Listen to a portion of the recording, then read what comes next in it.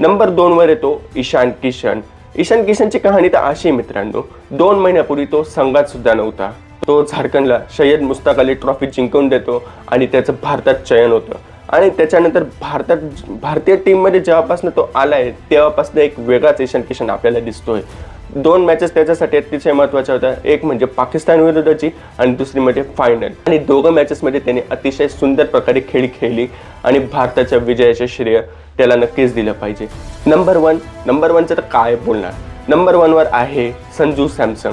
तुम्ही जस्ट विचार करा, 4 मॅच आपण कमी खेळतो पण तरी पण हायेस्ट रन गेटरच्या लिस्टमध्ये आपला 2nd नंबर येतो. ही कहाणी आहे संजू सॅमसनची.